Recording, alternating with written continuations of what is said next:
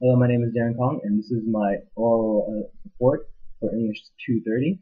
So, the story I chose was Hills Like White Elephants by Ernest Hemingway, and the story begins at a train station in Elbow Valley where an unnamed American man and his girlfriend named Jig are waiting outside drinking beer. The girlfriend talks about how the hills resemble white elephants to her, and the beer tastes like licorice, which reminds her of absinthe. In her childhood she had always wanted to try absinthe, but when she finally tried it, she became disappointed by the taste and the flavor. The man, becoming upset by her comments, argues with her for a little bit. After a while, she takes back her comment that the hills look like white elephants to her.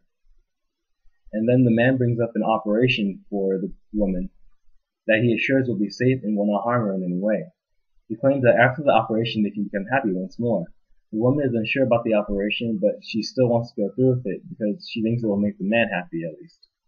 He hesitantly assures her that she doesn't have to do the operation if she doesn't want to, and he will love her regardless of what she does. She says she'll do it if it means that they can be happy again, although she hints that she doubts that they can never be happy again, the same way they used to be. Upset by this comment, the man and the woman argue once more, and then the woman decides that she does not want to talk about it anymore with the man. The man tries to bring it up the issue with them again, but is interrupted by a waitress who comes in bringing in two beers and says that the train will be there in 5 minutes. The man brings their bags from the other side of the train stations onto the train, and asks the woman how she is, and she replies that she is just fine.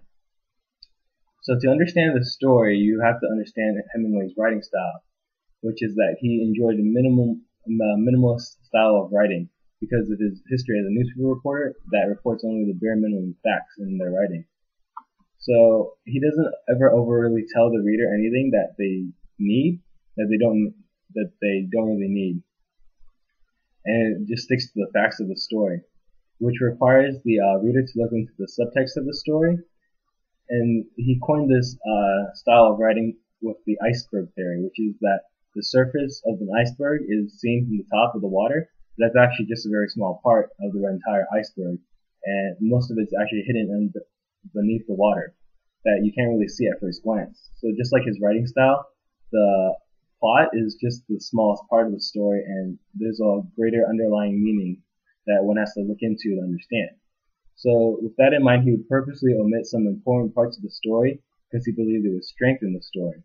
And he also wanted the readers to discover the meaning themselves.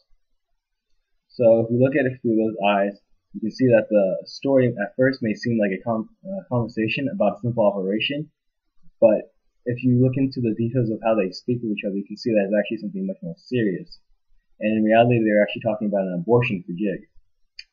You can see that the two characters are really apprehensive about everything that they say to one another, and they're actually very trying to hide their nervousness through the large amounts of alcohol they drink throughout the play, because they repeatedly get more and more beer as they wait for their train. And you can see that they're really bad at trying to actually display their feelings towards the operation, because despite everything they say, they don't really go into it, and they always end up just drinking alcohol, or they just stop talking about it, which shows how stressed the relationship has become since they had the child, and how the relationship is slowly coming apart. So the story is really short, and it contains mostly dialogue, which is done on purpose so the reader would have to analyze everything they say, because Hemingway believed that the characters should reveal themselves through the lines themselves and not through some kind of narration. So some of the more important lines that they say is Jig's line about the white elephants, because the white elephant refers to a story of how the kings of Siam used to gift obnoxious quarters with a white elephant so that they would have to raise it, because if they raised it, it would most likely lead them towards poverty because of how hard it is to maintain the health of a white elephant. So in this way, Jig sees her baby as a white elephant at first, as something that's very burdened, as though many people might see it as a gift. She sees it as a burden for herself that will end up ruining her life. And so it becomes very important when she says that she realizes that the hills don't look quite as much like white elephants as she originally thought, meaning she's starting to have second thoughts about the operation, and she doesn't really want to have it anymore, and she's thinking about keeping the baby for herself. Also, the line about absence is very important because absinthe was something that she had wanted to try as a child. However, when she actually finally got to taste it, she was very disappointed by the taste. And so it kind of relates to her feelings about pregnancy, because when she was young, she thought pregnancy would be an amazing thing. And now that she's actually pregnant, she's suffering a lot from it, and she's very sad over it. And so it's not what she really expected, and it disappoints her a lot. Yeah.